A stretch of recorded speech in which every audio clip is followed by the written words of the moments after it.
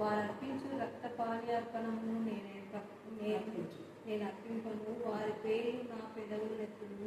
యెహోవా నా స్వాస్థ్య భాగము, నా పానీయ భాగము, నీవే నా భాగమును కాపాడుచున్నావు.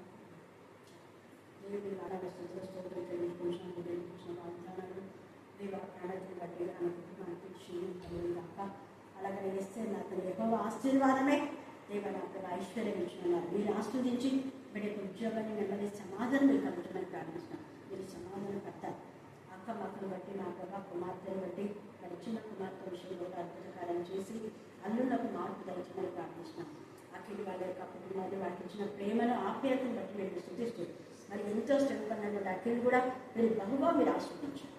దేవా ఉన్నత చదువు నేను కనపరచండి కుమారు ప్రభా మరి హైదరాబాద్ వాళ్ళ కుటుంబాన్ని దీవించున్నాను. నా చేసినమ్మ ప్రార్థిస్తున్నాం తండ్రి. ఆమేన్ ఆమేన్ ఆమేన్.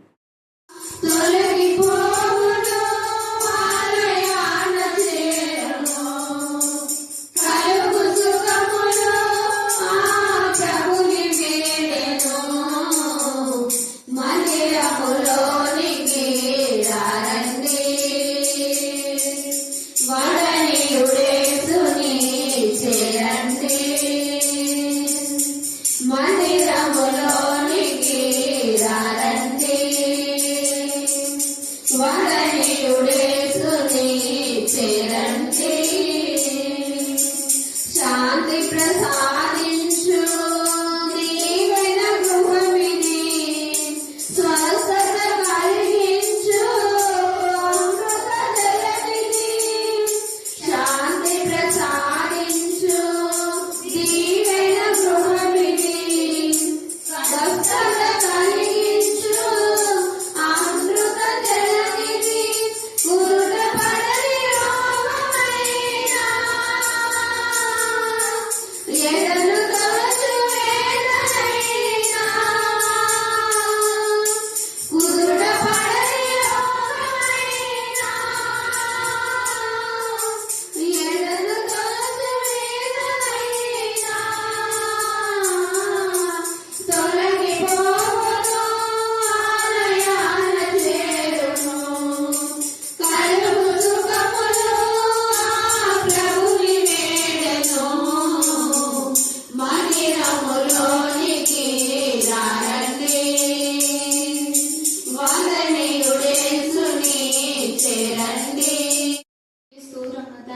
ఇక్కడికి వచ్చినటువంటి ప్రతి ఒక్క ప్రభా యేసయ్య ప్రభా పేరు పేరు వస్తుండగా దీవించి ఆస్వాదించి మనం మొదలుపెట్టుకుంటున్నాను. ప్రభా ఏ అక్కర అవసరత కొలిది నా తండ్రి వచ్చి ఉన్న తండ్రి అడిగి పెట్టిన విధానం బట్టి వందనములు స్తోత్రములు స్తోత్రములు. ప్రభా యేసయ్య మీకే స్తోత్రం నా తండ్రి, మీకే స్తోత్రం నా తండ్రి, మీకే స్తోత్రం, మీకే స్తోత్రం, మీకే స్తోత్రం నా తండ్రి. ప్రభా అక్కలు నా తండ్రి బలంగా వాడుకుంటున్నందుకు వదనములు స్తోత్రములు స్తోత్రములు స్తోత్రములు. ప్రభా యేసయ్య అక్కలు మీరుండి నా తండ్రి ప్రభా యేసయ్య ప్రపంచ వ్యాప్తిగా నా తండ్రి మీరు నా తండ్రి ప్రభా యేసయ్య నా తండ్రి వాక్యాన్ని బోధిస్తున్నందుకు వదనములు స్తోత్రములు స్తోత్రములు స్తోత్రములు నా తండ్రి ప్రభా. నా తండ్రి ఇంకా ఎంతో మంది దైవజనులు ప్రభా యేసయ్య మీకు ఇష్టమైనటువంటి పాత్రలుగా నా తండ్రి ప్రభా ప్రతి ఒక్కరిని నా తండ్రి తయారు చేస్తున్నందుకు వదనములు స్తోత్రములు స్తోత్రములు. ప్రభా అయ్యా కనికరించండి, కృప చూపించండి, కృప చూపించి మనం మొరపెట్టుకుంటున్నాను. ప్రభా యేసయ్య రక్షణ లేదు నా తండ్రి ప్రపంచంలో నా తండ్రి ప్రభా ఎవ్వరూ నా తండ్రి నశించి పోకుండా ప్రభా యేసయ్య నా తండ్రి మా గురి నా తండ్రి మీ వైపు తిప్పుకొని నా తండ్రి ప్రభా మీలోనే నా తండ్రి మేము ఎదుగులాగా సహాయం చేయమని మొదలుపెట్టుకుంటున్నాను. ప్రభా గే స్తోత్రం, గే స్తోత్రం, గే స్తోత్రం నా తండ్రి ప్రేసయం గే స్తోత్రం. ఈ వాక్యానుసారంగా ప్రభా మేము నడుచులాగా నా తండ్రి మాకు సహాయం చేయమని మొదలుపెట్టుకుంటున్నాను. ప్రభా తప్పిపోక నా తండ్రి ప్రభా యేసయ్య నా తండ్రి మమ్మల్ని నా తండ్రి ప్రభా మీ వాక్యం చేత నా తండ్రి బలపరుస్తున్నందుకు వందనములు స్తోత్రములు స్తోత్రములు స్తోత్రములు. ప్రభా అయా కనికరించండి, కృప చూపించండి మనం మొరపెట్టుకుంటున్నాను. యేసయ్య గే స్తోత్రం, గే స్తోత్రం, గే స్తోత్రం, గే స్తోత్రం, గే స్తోత్రం నా తండ్రి ప్రభా. నా తండ్రి మమ్మల్ని ప్రేమించినట్లుగా ప్రభా యేసయ్య ఎవ్వరు నా తండ్రి ప్రపంచంలో ప్రేమించారు ప్రభా. నా తండ్రి ప్రాణం పోతున్నా అని ప్రభా మీరు మమ్మల్ని ప్రేమించిన తండ్రి ప్రభా మీకే స్తోత్రం, మీకే స్తోత్రం, మీకే స్తోత్రం నా తండ్రి. అయ్యా కనికరించండి, కృప చూపించి మనం మొదలుపెట్టుకుంటున్నాను. యేసయ్య మీకే స్తోత్రం నా తండ్రి ప్రభా యేసయ్య మీకే స్తోత్రం, మీకే స్తోత్రం. పడుతున్న ప్రతి ఒక్కరిని నా తండ్రి ప్రభా మీ యొక్క కను దృష్టి ఉంచి మనం మొదలుపెట్టుకుంటున్నాను ప్రభా. యేసయ్య నా తండ్రి ఆ బాధ ఆ వేదన ఏదో నా తండ్రి ప్రభా, నా తండ్రి ప్రభా మీకు మాత్రమే తెలుసు, కానీ నా తండ్రి ఎవ్వరికి తెలియదు ప్రభా. అయా కనికరించండి, కృప చూపించండి ప్రభా. ఎంతో మంది నా తండ్రి హాస్పిటల్లో ఉంటున్న ప్రతి ఒక్కరిని ప్రభా యేసయ్య మీరు మీ కను దృష్టి నా తండ్రి వాళ్ళపై ఉంచి మనం మొదలుపెట్టుకుంటున్నాను యేసయ్య. ప్రభా మేమందరం అడిగి పెడుతున్నప్పుడు ప్రభా యేసయ్య మమ్మల్ని మేము మనం మొదలుపెట్టుకుంటున్నాను యేసయ్య. మీకే స్తోత్రం నా తండ్రి. సంతోషంగాను నా తండ్రి ప్రభా యేసయ్య దాన్ని మీరు ఆశీర్వదించమని ప్రార్థిస్తున్నాం. వారి ధన నిధిగా నింపమని ప్రార్థిస్తున్నాం. నా తండ్రి నీకు వందనాలు స్తోత్రాలు చెల్లిస్తున్నాం ప్రభావ. నీకు ఇచ్చేవానికి తండ్రి ప్రభావ మీరు ఎప్పుడు ఎక్కువ తక్కువ చేయడానికి సెలవిచ్చిన దేవుడు నా తండ్రి నీకు వందనాలు చెల్లిస్తున్నాం ప్రభావ. కానుకలు 30 60 100 1000 ఫలింపరచమని ప్రార్థిస్తున్నాం ప్రభా. ఆ విధానంలో ప్రభా మేము ఇతరులకు సహాయం చేయడానికి కూడా మీరు తండ్రి మార్గం సరళం చేస్తున్న విధానాన్ని బట్టి నీకు వందనాలు చెల్లిస్తున్న ప్రభా. కానుకలు ప్రభా వేసే తండ్రి ప్రభా తండ్రి సంఘాన్ని కట్టడానికి కూడా మీరు ఇచ్చే ప్రభా మీరు కనికరించని ప్రభా. పేద పిల్లల కానుకలు వృధా కాకుండా నీ కృపను సహాయాన్ని అనుగ్రహించమని ప్రార్థిస్తున్నాం. జ్ఞానంతో వాడుకోవడానికి నీ జ్ఞానాన్ని మాకు దయచేయమని ప్రార్థిస్తున్నాం. సొలొమోనుకి ఇచ్చిన జ్ఞానాన్ని మాకు దయచేయమని ప్రార్థిస్తుంటున్నాం. నా తండ్రి స్తోత్రం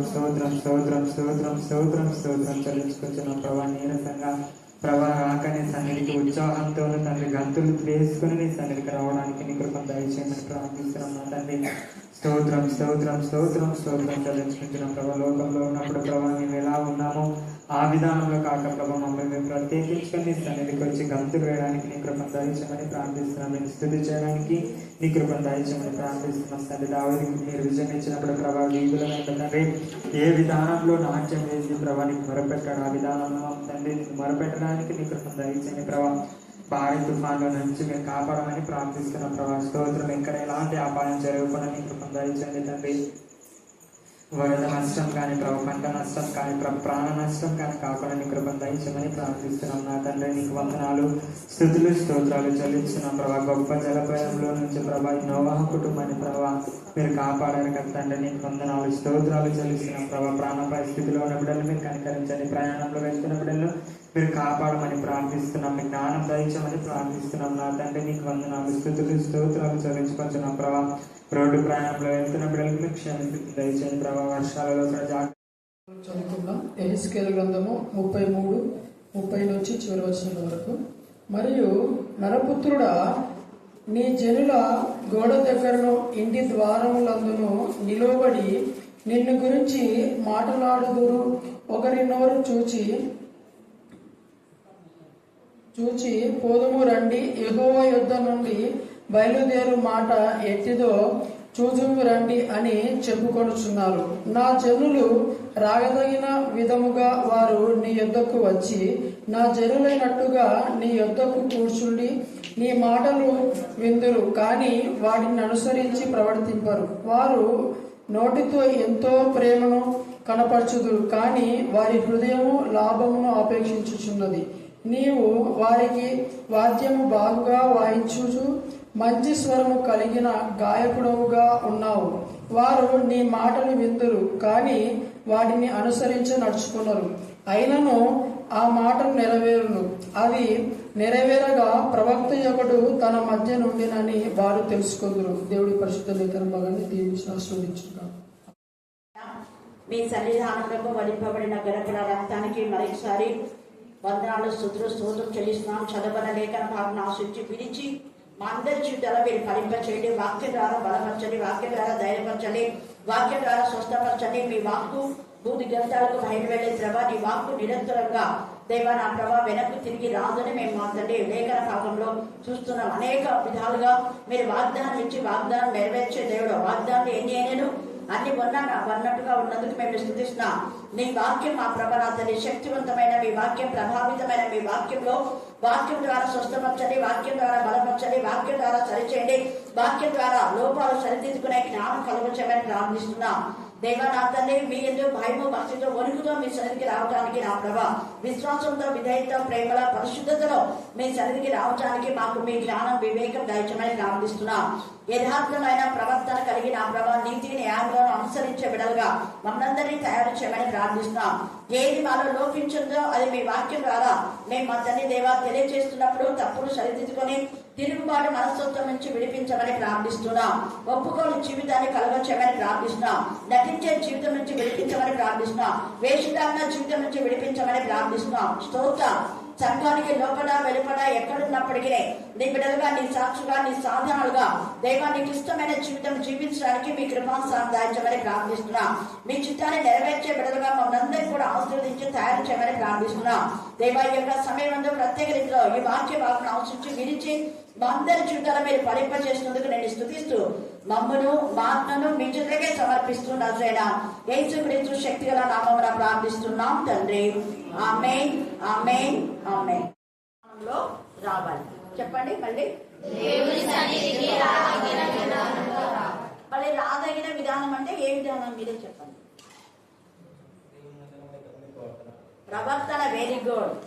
ఒక్కొక్క పాయింట్స్ మీ దగ్గర నుంచే, ఎందుకంటే ప్రార్థన చేసేటప్పుడు మీరంతా విన్నారు. ఒక్కటి, దేవుని సన్నిధికి మనం వచ్చేటప్పుడు మన ప్రవర్తన ఏం చేసుకోవాలంట?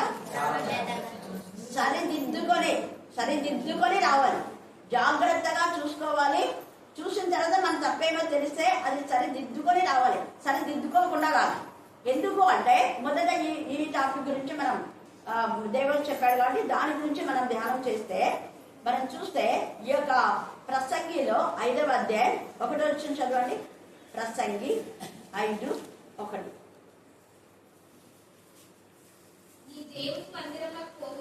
చూడండి, నీ దేవుని మందిరమునకు ముందు ఇది నా దేవుని మందిరం అని వ్యక్తిగతంగా మనమందరం అనుకోవాలి. ఫస్ట్ ఇది ఎవరిదోలే అని అనుకోకూడదు.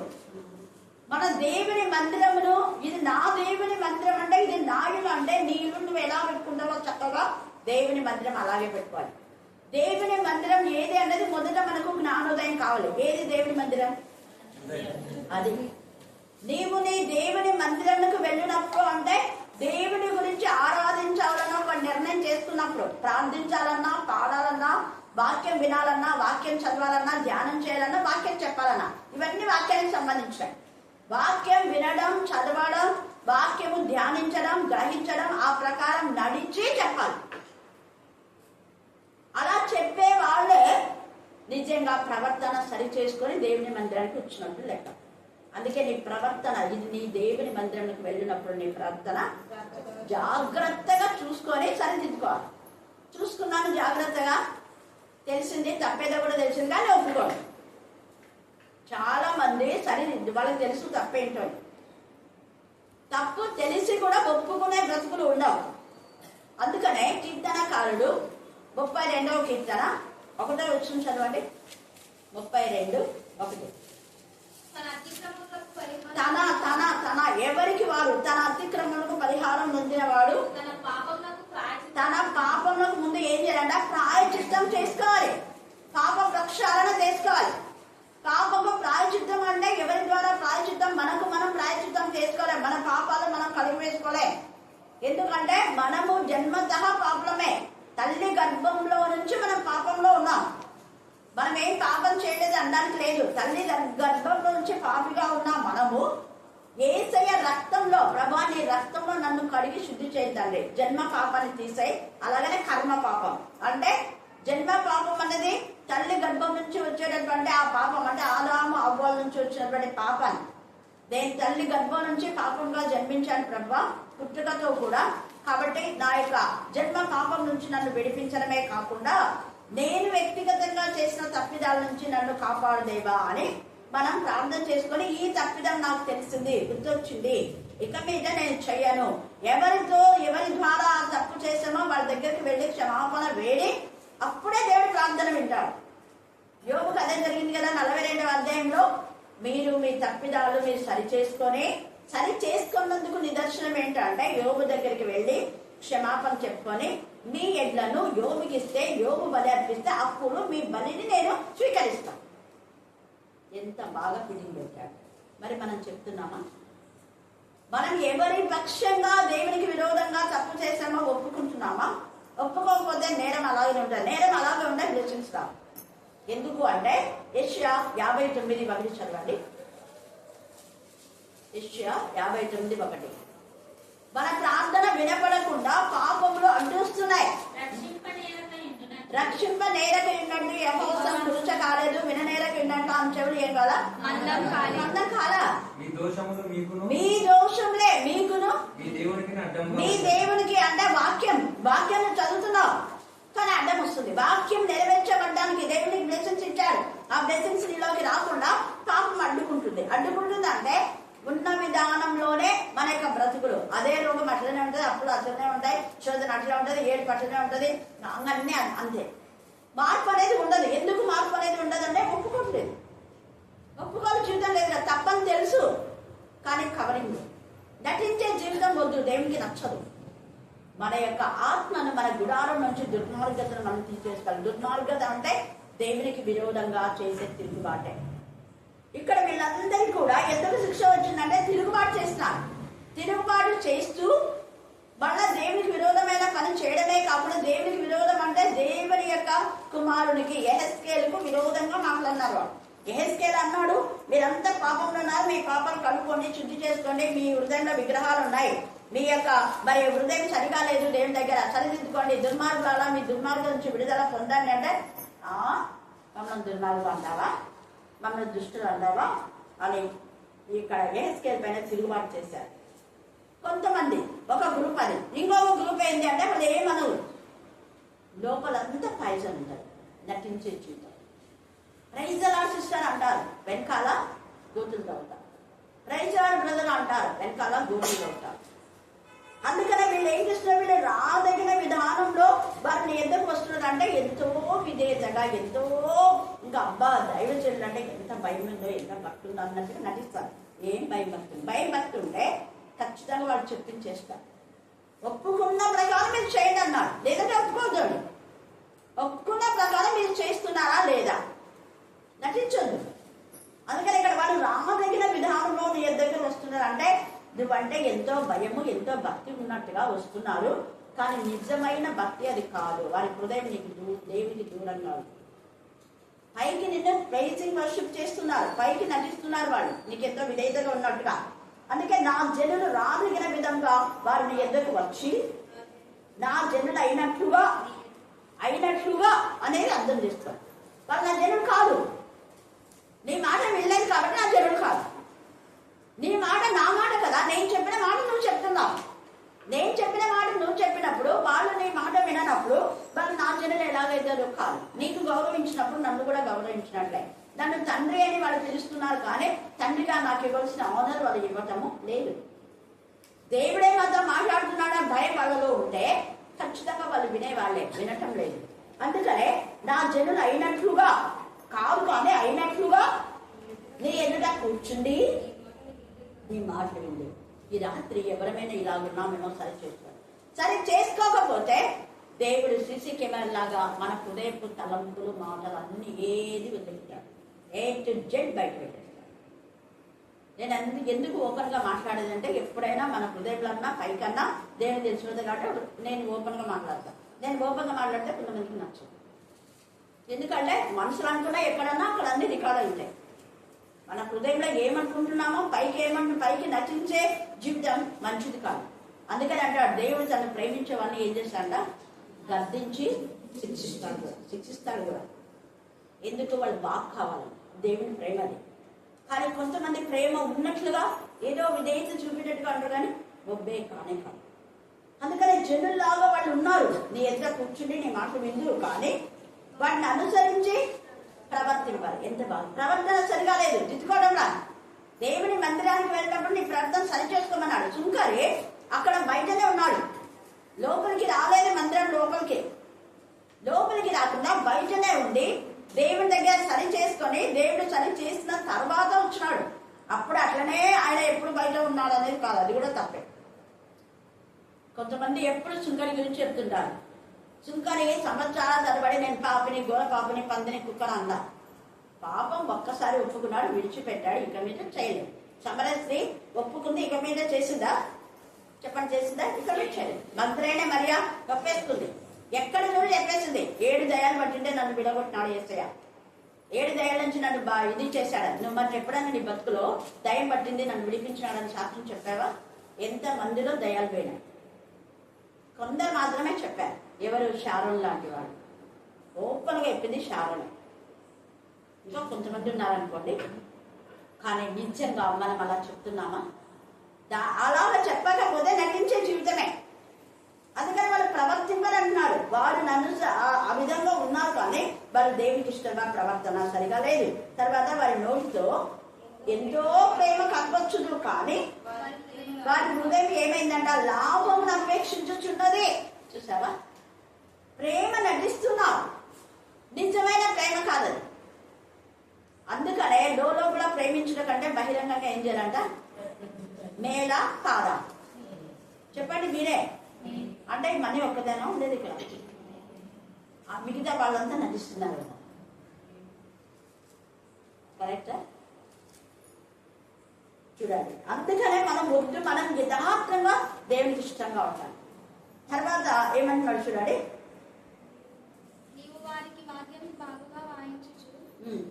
వారి నోటితో ఎంతో ప్రేమ కనపరచుదు, కానీ వారి హృదయంలో లాభం అపేక్షించుచున్నది. అంటే హృదయం లోపల వేరే ఉంది. అంటే నీ హృదయంలో ఇంకొక మనిషి ఉన్నాడు. డబల్ గేమ్ ఆడుతున్నావు. ద్విమనస్కులను దేవుడు ఏం చేస్తాడంట? ద్వేషిస్తాడు. 119 ఉంది. 2 మనస్తత్వాల ధోరణి అవసరం లేదు దేవుడు. ఇక్కడ ఒకటి, బయట ఒకటి కాదు. మనం ఎవరి దగ్గరైనా కూడా మేము ప్రభు నమ్మినా ప్రభు బిడ్డలమే కానీ అని మనం చెప్పేసి యథార్థంగా చెప్పాలి. ఏదన్నా గవర్నమెంట్ ఏమేమో అడుగుతుంది మనం. అందుకని ఇక్కడ ఒకటి అక్కడ ఒకటి ఉండకూడదు మనకు. తర్వాత అన్నాడు చూడండి, హృదయము దేవునికి ఇష్టంగా ఉండాలి, కానీ దేవునికి దూరంగా ఉండి లాభాన్ని అపేక్షించే. అంటే లాభం అనే మాట అర్థం చేసుకోండి. అంటే బాగైతే దేవుని మందిరానికి వస్తారు, బాగా లేకుంటే రారు. పనులు లేకుంటే దేవుని మందిరానికి వస్తారు, పనులు ఉంటే రారు. ఎందుకంటే పని. దేవుని మందిరానికి వస్తామని చెప్తారు కానీ రారు. ఎందుకు రారు అంటే ఇంకా ఈ లాభం అనే దాంట్లో అన్నీ ఉన్నాయి. నీకు రోగం ఉన్నా, రోగం లేకపోయినా, బాగున్నా, బాగలేకపోయినా, అప్పున్నా, అప్పు తెగిపోయినా, ఏదున్నా దేవుని సన్నిధికి రావడమే నిజమైన భయము భక్తి. ఎందుకంటే లేకపోతే ఒప్పుకుంటున్నాడు. శుక్రవారం ప్రతి శుక్రవారం వస్తావా? రా. ప్రతి ఆదివారం వస్తామన్నావా? రా. ముందుగానే ఒప్పుకో. అలా ఒప్పుకున్నప్పుడు నేను కూడా నేను ఒప్పింపే చేస్తాను. మీరు ఇలాగ వస్తేనే ఇది చేస్తా అని చెప్తాను. దేవుని అడుగుతా, లేకపోతే అడగను. నేను ఓపెన్గా చెప్పేస్తాను. దేవుని దగ్గర అంట, ప్రభా వాళ్ళు ఇలా అన్నారు, నీకే వాళ్ళు ఉత్తరవాదులు, కాబట్టి వాళ్ళని బాగు చేయండి. తర్వాత మళ్ళా వాళ్ళు అదే రోగంలో వాళ్ళు ఉన్నారంటే వాళ్ళ పాపం వాళ్ళని పట్టుకుంది. ఇక్కడ వాక్యంలో ఉంది, తమ నీతిని ఆధారం చేసుకొని. అంటే ఇప్పుడు నీతి అంటే ఇప్పుడు బాగున్నాంలే అని మరలా వాళ్ళు వెనకడి పాపం జీవితంలో వెళ్తే వాళ్ళ పాపంలోకి వాళ్ళే ఉత్తరవాదు. వాళ్ళ ప్రాణం ఎప్పుడు పోతుందో తెలియదు. ఒకవేళ పోతే వాళ్ళు రక్షణలో లేకున్నారు కాబట్టి నరకంలోనే పడేది. దేవుడు వాళ్ళ శిక్ష వాళ్ళకి వస్తుంది. అందుకని అంటాడు, మనం దేవుని సన్నిధికి రాదగిన విధానంలో అంటే ప్రవర్తన సరిదిద్దుకొని విశ్వాసంలో, విధేయతలో, ప్రేమలో, పరిశుద్ధతలో, పరిశుద్ధంగా ఆయన పరిశుద్ధం కాబట్టి మనం పరిశుద్ధంగా రావాలి. ఆయన సన్నిధికి వచ్చేటప్పుడు వణుకుతూ రావాలి. ఆయన బలిష్టమైన చేతికింత వినయ మనస్కులై ఉంటే తగిన కాలం ముందు కాలం కాలం కాలం చాలా ఇంపార్టెంట్. తగిన సమయంలో ప్రతి దానికి సమయం ఉంది అన్నాడు తండ్రి అనేది. తర్వాత నా సమయం ఇంకా రాలేదమ్మా, ఒక టైం ఉంది, దేవుడు నాకు ఇచ్చిన టైంలో నేను పని చేస్తా. సమయం పాటించని వాళ్ళు ఖచ్చితంగా వేషధారులు అంట ఓపెన్గానే. మిగతా వాడన్నిటికీ మనం సమయం పాటిస్తాం. మరి దేవునికి ఎలా సమయం పాటిస్తున్నాం? పవన్ ఎక్కడ వాళ్ళిందో అక్కడి నుంచి వాళ్ళ రోజంతా డ్యూటీ చేస్తారు.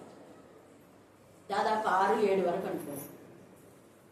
అంత దూరం నుంచి వస్తే మనం ఇక్కడి నుంచి రాకపోతే దేవుడు ఎక్కడికి కట్టచ్చు. అందుకనే ప్రతిదీ కూడా యేసయ్య ఎంత తేడాగా మాట్లాడుతున్నారు. నా సమయం, ప్రతి దానికి సమయం ఉంది. కాలంలో, సమయంలో దేవుని యొక్క అధీనంలో ఉన్నాయి. మీరు ఇచ్చిన మాటకు మీరు పట్టుబడాలి.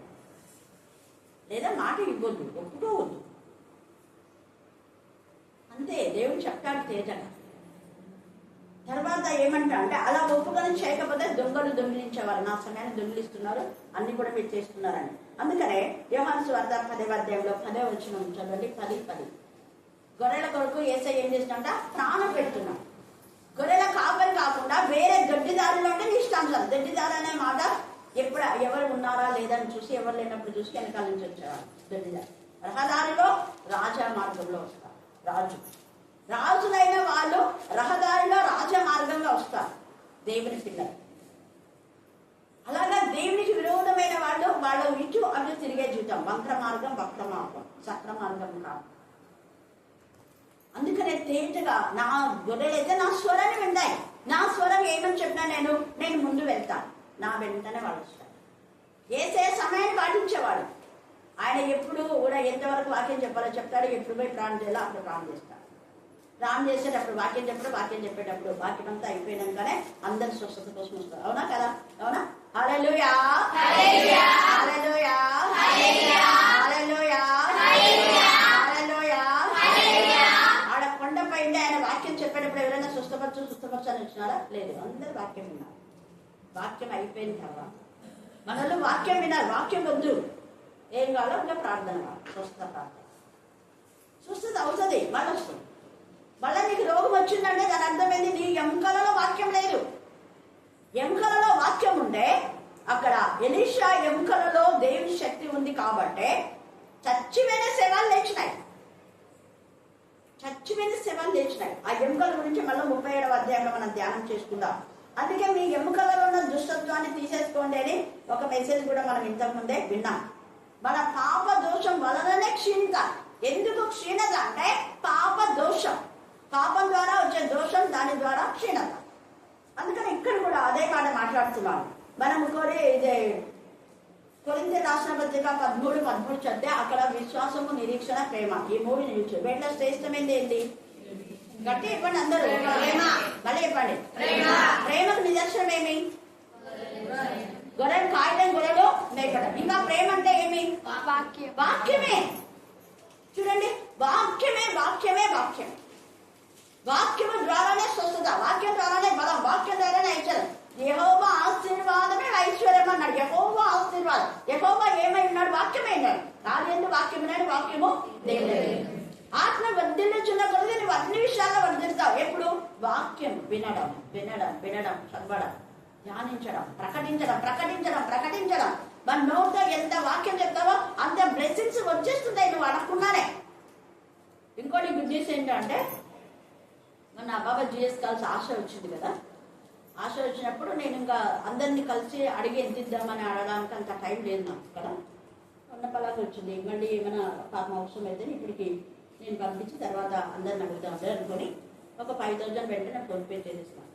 అంటే మనీ ఇచ్చిన 500 నాది ఒక 15 కలుపుకొని 2,000 నాది అనుకోని నీ కరుణా పీఠంలో ఒక 3,000 అన్నట్టుగా ఇచ్చేసిన. ఎంత గొప్ప దేవుడు చేస్తా. ఈరోజు నాకు అదే ప్రసన్న టీచర్ పంపించింది, అక్క మీది పెన్షన్ అదే చాలా పెరిగిపోయింది అని. నేను మహా అంటే 1500, అక్క ఒక 500, 2,000 అనుకోండి. 2,000కు నాకు 26,000 వచ్చింది. హల్లెలూయా, హల్లెలూయా. దేవుడు ఎవ్వరికి రుణస్తుడు. ఆత్మ వర్ధిల్లుచున్న కొలది. ఎందుకు ఈ మాట నేను చెప్తున్నా అంటే ఆ ప్రతి వారం ఎక్కడ వచ్చాడు అక్కడ చాలా ఆత్మలు వచ్చినాయి కదా. రోజు మరి వాళ్ళ ఇంట్లో వాక్యం చెప్పినప్పుడు నేను అక్కడ ఆమె కామ్కి ఇచ్చింది, వద్దని చెప్పాను.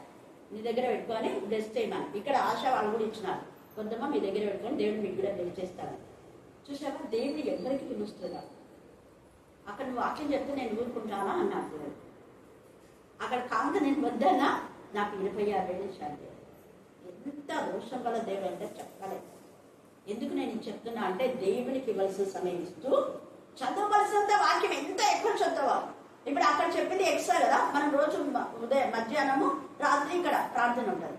మరి అక్కడ ఎక్స్ట్రా అంటే 3 సార్లు కదా. ఇక్కడ వచ్చి మళ్ళీ మెసేజ్ నేను చెప్పకుండా పార్టిసిపేట్ చేసిన దేవుడి కృప చెప్తున్నాను. బాబా సుమించు. దేవుడు ఎప్పుడు ఎవరికి రుణిస్తాడు కాదు. అయితే మన ప్రవర్తన మనం సరి చేసుకోవాలి. హృదయ పూర్తిగా ఇది దేవ నీది ప్రభా నీకు ఇస్తున్నా అంతే అనుకొని చేసేలా. ఇది నాది కాదు ప్రభా, ఇది నీది, నీవు ఇవ్వాల్సింది నీకు ఇచ్చేస్తున్నా. ఎంత ఇదిగా దేవుడు ఇక్కడ మనతో మాట్లాడుతున్నాడు. దాని తర్వాత మనం చూస్తే 1 పేతురు 4:3-8 చదవండి. పేతురు 1 పేతురు 4వ అధ్యాయము.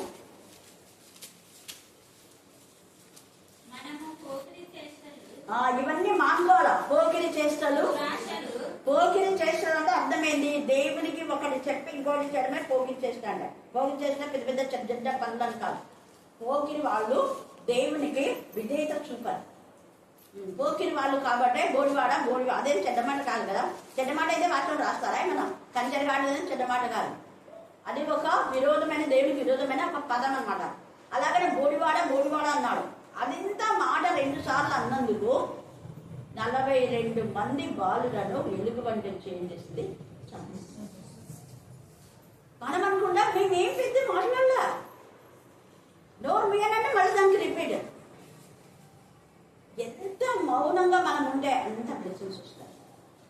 నేను ఎప్పుడూ మా నాన్నకి ఎదుర్కోలేదు, తండ్రిని తండ్రిగా భావిస్తాను. ఇది ఒక్క విషయంలో మాత్రం అది కూడా ఎదురివ్వాలా. నేను చెప్పినా అనమాట, నాన్న దేవుడు నాతో ప్రేరేపింపచేసిన నేను వెళ్ళినా, తర్వాత దేవుడు నీతో కూడా మాట్లాడతాను. హల్లెలూయా, హల్లెలూయా. దేవుని విషయంలో తప్ప వేరే ఏ విషయంలో నాకు ఇష్టం లేకపోయినా నేను టీచర్ పని చేస్తాను. యాక్చువల్గా నాకు డాక్టర్ వచ్చినా కూడా మా తమ్ముడు సర్వోత్తమ డాక్టర్గా చేరినాడు. కానీ మా ఇంట్లో పరిస్థితులను బట్టి అమ్మ చనిపోయింది, ఇంట్లో ఎవరు చేస్తాను, నేను ఒకదాన్నే చేసేది. మా చెల్లికి ఏం కాదు. డాక్టర్ అంటే ఏం గుర్తున్నా 24 గంటలు చదవాలి, నువ్వు ఎప్పుడు చదువుతావు, ఎప్పుడు ఈ పనులను చేస్తావు అని నాన్న ఆలోచించాడు. పైగా చాలా లీన్గా ఉండేదాన్ని. బ్లడ్ అంటే చూస్తే నాకు వెంటనే ఇదే, ఎవరైనా ఇంజక్షన్ వేసుకుంటే కూడా అసలు చూడలేను కూడా, మనకి తెలుసు. అస్సలు చూడండి ఇంజక్షన్ కానీ ఎవరికైనా కాలు గాయం తగ్గిందంటే మనసు అంతా చిక్కుమంటుంది, నాకు ఎట్టన అయిపోతుంది. ఇంత సెన్సిటివ్ నువ్వు డాక్టర్ అయితే అసలు పేషెంట్ బతికిస్తావో మరి ఏం చేస్తావో తెలియదు అన్నమాట. ఇంకా వెంటనే నేను 2 నెలలు ఏం చేయించి లాస్ట్ బీకామ్లో చేయించినాను. ఇంటర్ సైన్స్, డిగ్రీలో కామర్స్, ఎస్టీబీసీ కాలేజ్ ప్రిన్సిపల్ వచ్చి అదే పనిగా నువ్వు రామా కామర్స్ చేయి, నువ్వు ఎంత అసలు డాక్టర్స్ కంటే ఎక్కువ ఇదైపోతావు నువ్వు అని అన్నాడు. నేను సైన్స్ సార్, నేను బీఎస్సీ కేబీఆర్లో పెట్టాను. నేను హోమ్ సైన్స్ ఇచ్చినాను, ఇక్కడ హోమ్ సైన్స్ ఉంది, మళ్ళీ నేను హోమ్ సైన్స్ యాడ్ చేయడానికి చెప్పుకున్నాను. నీకు ఖచ్చితంగా బ్యాంకు మంచిగా ఉంటుంది, బ్యాంక్ ఎగ్జామ్ కూడా నాన్ను చూసి రాసిన వాళ్ళకి బ్యాంకు వచ్చింది. నేను బీసీసీ ఒక్క మార్కులు ఉంటుంది, ఏం డిసప్పాయింట్ కాదా. మళ్ళీ వెంటనే టీచర్ చేసినాను. టీచర్గా దేవుడు అద్భుత రీతిగా మళ్ళీ ఆ తర్వాత ఇక్కడికి వచ్చి ఎంఏ చేస్తాను. ఎకనామిక్స్ అన్నీ, సైన్స్, మ్యాథ్స్, మళ్ళీ కామర్స్. చూడాలి ఎకనామిక్స్ ఎన్ని విధాలుగా దేవుడు. అయితే లాస్ట్ దేవుడు సెట్ చేసిందంటే తన బిడ్డ. హల్లెలూయా, హల్లెలూయా. అప్పుడు నాన్న చెప్పిన మాట విని నేను పోయాను. నాన్న మాటకి ఎదురు చెప్పలేదు నేను, కాకపోతే నన్ను పంపలేదు కదా అని అట్లా మొండికేసుకొని ఉన్నా. 2 నెలలు నన్ను పంపలేదు, వద్దు నాకు అసలు ఏమొద్దు, చాలా ఇంతే అనుకున్నాను. తర్వాత డిగ్రీ అయిపోయినాక మళ్ళీ ఇక్కడ వచ్చి నేను ఎంఏ చేశాను. ఎందుకు నేను చెప్తున్నా అంటే పెద్దలు దైవికంగా చెప్పినప్పుడు అది మనకి ఇష్టం ఉన్నా లేకపోయినా ఒబే కాలం దాని ద్వారా బ్లెస్సింగ్స్ వస్తాయి. చూసారా, ఇప్పుడు మా వాళ్ళు ఎంతోమంది డాక్టర్స్ అయినా కూడా నా ఎంత ఆధ్యాత్మికంగా లేరు, వాళ్ళే నాకు కాల్ చేసి ప్రే చేయించుకున్నారు. ఇది బాగుందా చూడండి. వాళ్ళు అంటారు ఓపెన్గా, మేము శారీరకంగా డాక్టర్లు కానీ నువ్వు డాక్టర్ మాకే ఆత్మీయ మానసికంగా నాతో ఇచ్చేస్తున్నావు. ఎందుకు నేను చెప్తున్నా అంటే దేవుని పిల్లలకి ఇక్కడ ఎహెస్కేలు ఎంత చెప్పినా వాళ్ళు వినలేదు కాబట్టి వాళ్ళకి ఏమొచ్చిందంటే శిక్ష వచ్చింది. వాళ్ళకి ఎంత బాధాకరంగా దేవుడు వాళ్ళని శిక్షించబోతున్నారు. తర్వాత వాళ్ళకి ఆ శిక్ష వచ్చినప్పుడు వాళ్ళు అనుకున్నారు, 33వ వచనం, అయినను ఆ మాట నెరవేరును. ఏ మాట? ఎహెస్కేలు చెప్పిన మాట. ఎందుకు చెప్పింది, ఎందుకు నెరవేర్చంటే దేవుడు చెప్పిన మాట. ఇప్పుడు 1 పేతురు 4:3-8 మీరు బాగా చదువుకోండి. అక్కడ దేవుడు చెప్పిన మాట వినకపోతే అంతే, ఆ మాట నెరవేరును. అది నెరవేరగా ప్రవర్తకుడు తమ మధ్య ఉండనని వారు తెలుసుకుంటారు. అప్పుడు తెలుసుకొని పశ్చాత్తాపం అప్పటికే శిక్ష జరిగిపోవాల్సి ఉందో చెప్తారు. అంటే పడిపోయిన తర్వాత మనం మళ్ళా దేవుడా దేవుడా అనంటాం.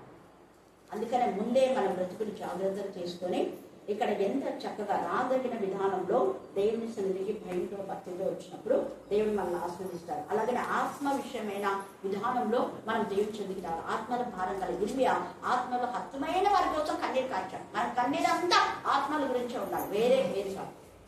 అలాగా దేవుని సన్నిధిలోకి మనం రావాల్సిన వారంగా ఇర్మియా 10:14-27 చదవండి, ఇర్మియా 11:11 చదువుకోండి, ఇర్మియా 12:10-12 చదవండి, ఇర్మియా 13:15-17 చదువుకోండి, ఇర్మియా 15:19 చదవండి. 19 ఇది మాత్రం చదవండి, 15-19 టైం అయింది. అందుకే నేను మీకు రెఫరెన్స్ మాత్రం చెప్తున్నా. 15వ అధ్యాయము ఇర్మియా.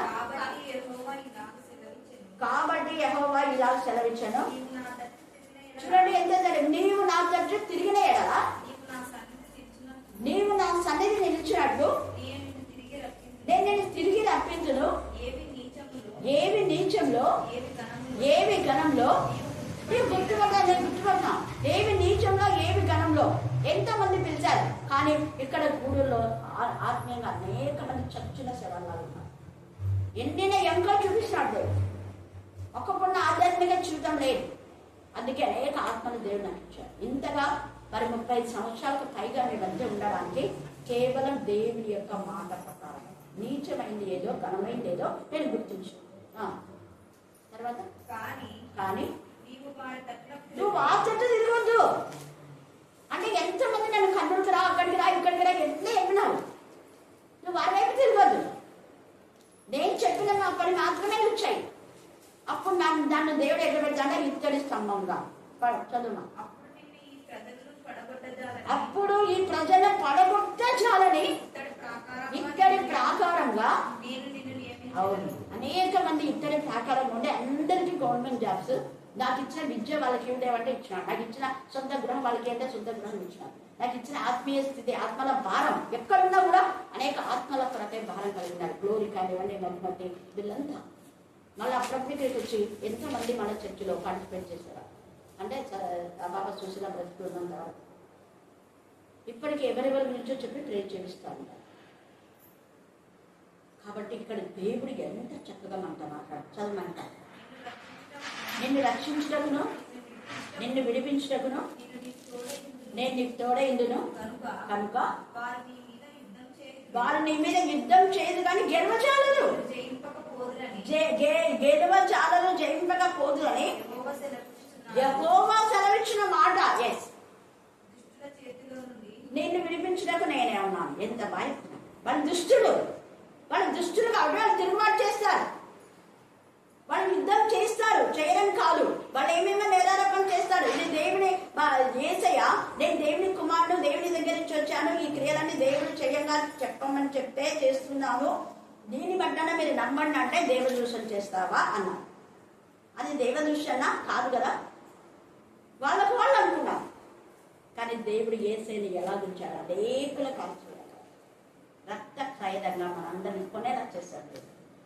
అలాగనే ఆత్మల భారం మనం కలిగి ఉంటే దేవుడు మనం స్థిరపరుస్తాడు.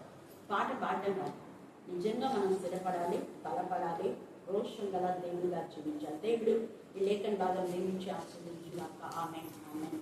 ఈ సమయమందు మన మధ్యలో నేటి బుధవారం వరకు నేను మమ్మల్ని కాచి కాపాడి కృప చూపండి, సహాయం చేయండి. నీ పాదములకు వందనాలు, స్తుతులు, స్తోత్రములు చెల్లించుకుంటున్నామయ్యా. నా మందిరానికి వచ్చినప్పుడు మీ ప్రవర్తన జాగ్రత్తగా చూసుకున్నానని సెలవిచ్చాను దేవా. ప్రతి బిడ్డ హృదయమునైనా నీ ప్రవర్తన ఎందుకు మమ్మల్ని కృపను దయచేయండి, సహాయం చేయండి. నీ పాదములకు వందనాలు, స్తుతులు, స్తోత్రములు చెల్లించుకుంటున్నాను దేవా. ఈ కన్న మినిస్ట్రీలో నా ప్రభు అక్క ద్వారా మీరు మాట్లాడిన గొప్ప దేవా, మీ పాదములకు వందనాలు, స్తుతులు, స్తోత్రములు చెల్లించుకుంటున్నాను నైనా. ఈ రాత్రికాల సమయంలోనైనా అక్క ఆత్మీయ మాటలనైనా ప్రతి బిడ్డ చెవులలోనైనా ఉండడానికి నీ కృప చూపండి, సహాయం చేయండి. నీ పాదములకు వందనాలు, స్తుతులు, స్తోత్రములు చెల్లించుకుంటున్నాము. ప్రతి యవనస్తుని నీ కృపలో జ్ఞాపకం చేసుకున్నాను. ప్రతి యవనస్థ కుమార్తెను నీ కృపలో జ్ఞాపకం చేసుకున్నాను. ఈ రాత్రికాల సమయంలోనైనా ఇంతవరకు పాటల ద్వారా మహిమపరచునైనా నీ ఆత్మీయ పొందిన ప్రతి ఒక్క బిడ్డని కృపలో నింపండి. చిన్ని బిడ్డల వాక్యం చెప్పి నేను ఆ బిడ్డని కృపలో జ్ఞాపకం చేస్తున్నాను. ఇక్కడ వచ్చిన ప్రతి బిడ్డనైనా నీ యేసు నామంలో ప్రతి ఒక్కరిని దీవించండి, ఆశీర్వదించండి అయ్యా. ఏ బిడ్డకునైనా ఏ సమస్యలు, ఏ చింతలు, ఏ బాధలు ఉన్నావనైనా నీవే అన్ని ఎరిగిన తండ్రి మనం అడుగుతున్నామయ్యా. ఈ రాత్రికాల సమయంలోనైనా ప్రతి బిడ్డ హృదయాన్నైనా నీ నామంతో ముట్టండి, స్వస్థపరచదయ్యా. ఈ రాత్రికాల సమయంలోనైనా గాఢాంధకారపు లోయలో నడిచినను అపాయములకు నైనా భయపడక నైనా ప్రతి బిడ్డ నిన్ను ఆరాధించే కృపను దయచేయండి, మహిమ పొందండి అయ్యా. ఎక్కడ 2-3 కూడి నా మరి ధ్యానితులు వారి మధ్య నేను నడిస్తున్నా దేవా. మా మధ్యలోనైనా ఈ కర్ణమీష్లో మీరుండి మహిమ పొందమని నైనా ప్రతి బిడ్డ సమస్యను తొలగించి నీ కృపలో వర్ధిల్లునట్లు సహాయం చేయండి. ఈ రాత్రికాల సమయంలోనైనా మీరు ఇచ్చిన గృహాలకు వెళ్ళిచున్నైనా ప్రతి ఒక్క ఆత్మతో మీరే మాట్లాడమని నేను